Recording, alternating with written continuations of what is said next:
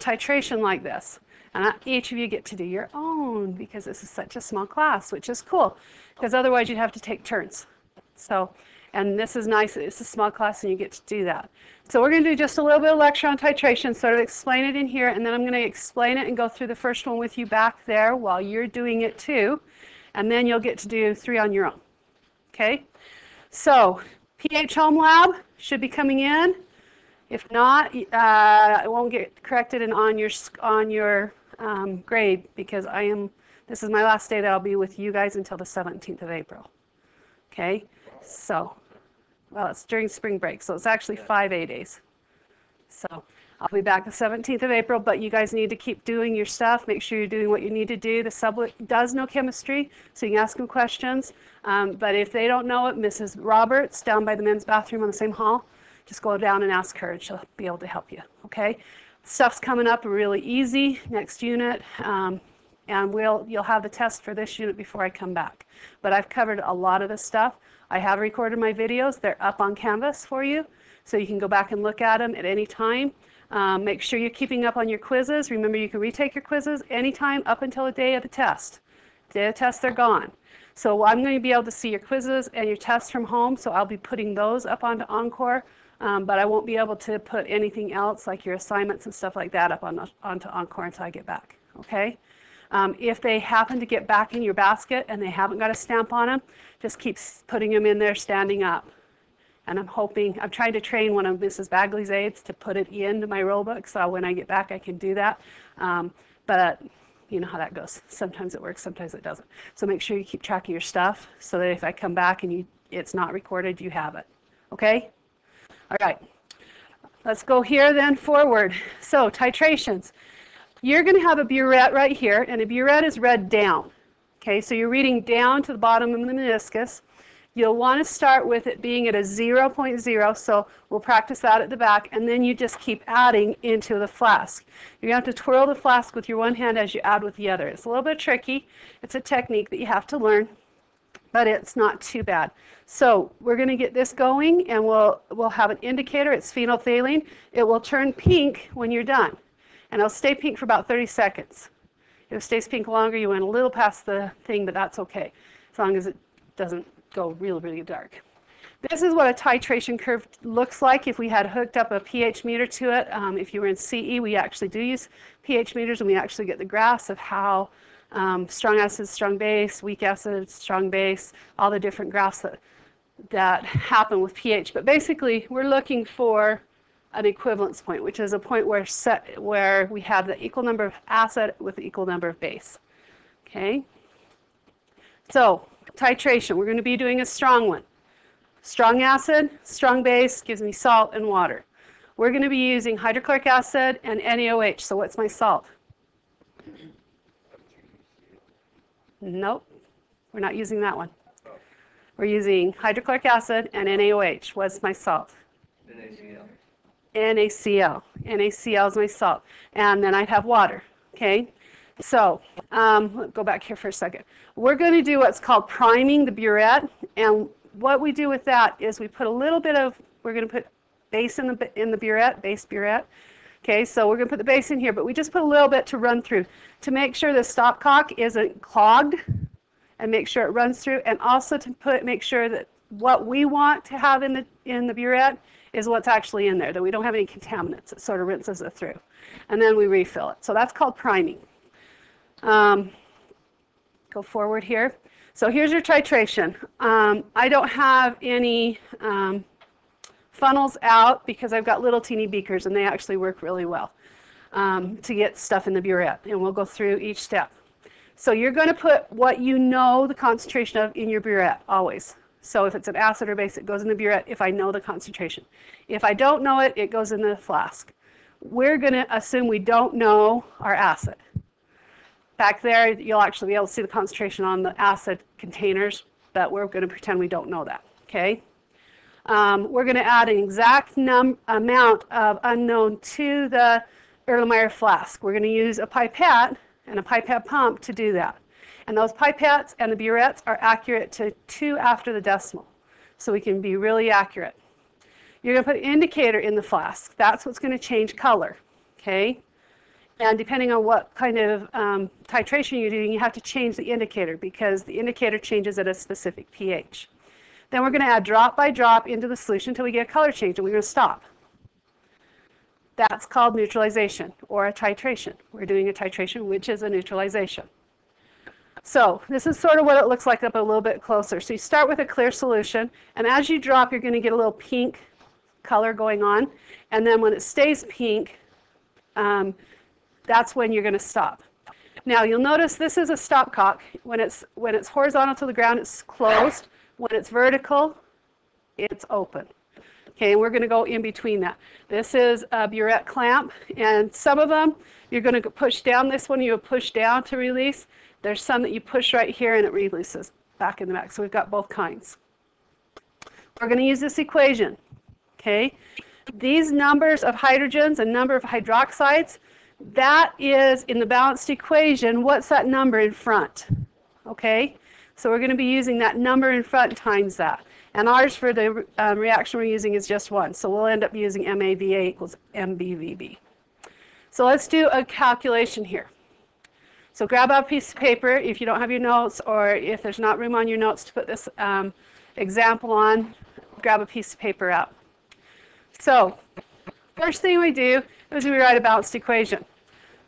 I've got a balanced equation here. I chose one that's not 1-to-1, so we could use that other equation. What I like to do is, after I've written the balanced equation, take the story problem that they've given me and write what I need underneath it. So H2SO4, is that my acid or my base? My acid. So I'm going to need a molarity of an acid. I'm going to need a volume of an acid. So as I'm reading, I'm going to put those in. What about NaOH? My acid or my base? Base. So that is going to have an Mb and a Vb. Okay. So what is the molarity of H2SO4? So I can say right away, I'm looking for the Ma. If 43.35 milliliters of 0.32 molar NaOH, well, that gave me everything underneath NaOH. So I'm going to put 43.35 milliliters and 0.32 molar.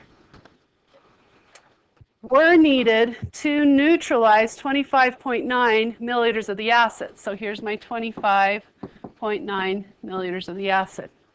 Now, if I've forgotten my equation, I can say, okay, number of hydrogens times MaVa equals number of hydroxides minus MbVb.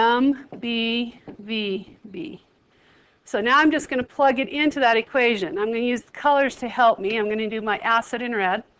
So that number of hydrogens, that's the coefficient. That's what was in front of the acid. It's 1. I'm going to still put it down so we know where it came from, kind of thing. Ma I don't have, so I'm going to just write Ma. Va I do have, 25.9 milliliters equals, now I'm going to the base. The base, the coefficient is 2, so I'm going to put a 2 there. Now I need the Mb, 0.32 molar, and then the Va, 43.35 milliliters. Now, if you don't have a calculator, you sort of notice right now, you're going to need one. So you know where they're at in the sink. Yeah, go get one. And let's work on getting this solved.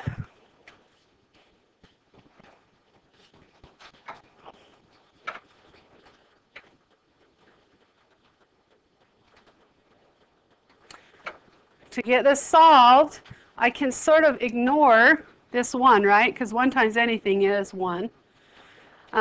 So all I have to do is get that 25.9 on the other side. To do that, I'm going to divide this side by 25.9 milliliters. And I'm going to divide this side by 20. Try that again. It doesn't want to erase. 25.9 milliliters. Over here, just the milliliters cancel out. Over here, the whole thing cancels out, right? So plugging it into my calculator, I'm going to times through the top, hit my divide, and divide by 25.9, and what do I get? How much? 10.7? That sounds really high. I needed 1.07. I think we were off by a factor of 10. I don't know why. So it should be 1.07 molar of the H2SO4. Thank you for being brave, though, and putting yourself out there. Okay, make sure you're able to calculate that. Make sure you're able to do that on your calculator. It's not hard. We just plugged in, right?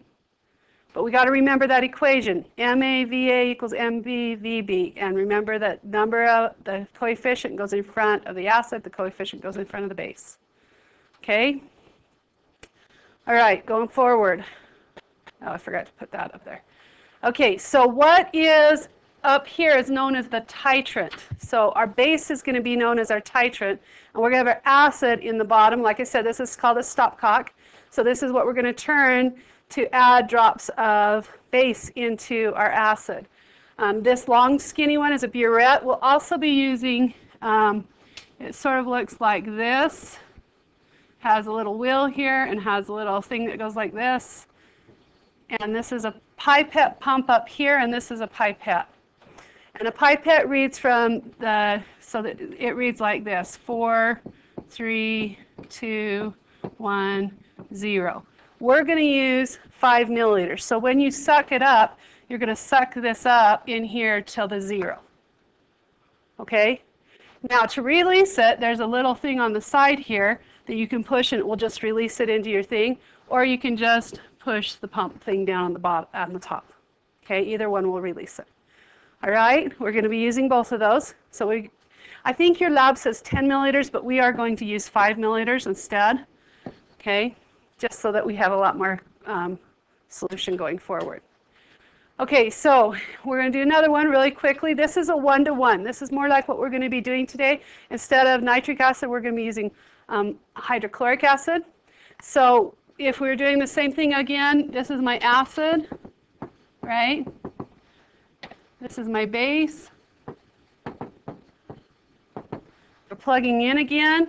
So what is the molarity of the acid? We're usually looking for something like that. If 13.535 milliliters of 1.232 molar is needed to neutralize 5.9 milliliters. Now you're going to need to be able to do this because we're going to get the numbers from lab, but you're going to have to do the calculations. That's why I'm doing a few of them with you.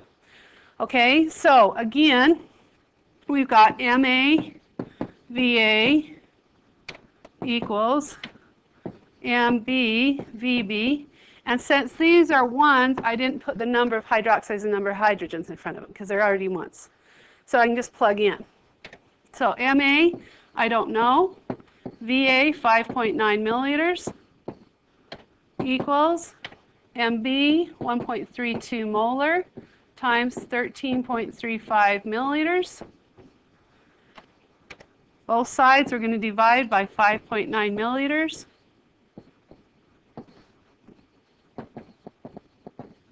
Over here it cancels. Over here milliliters cancel. And what do we end up with for MA here? Plug it through.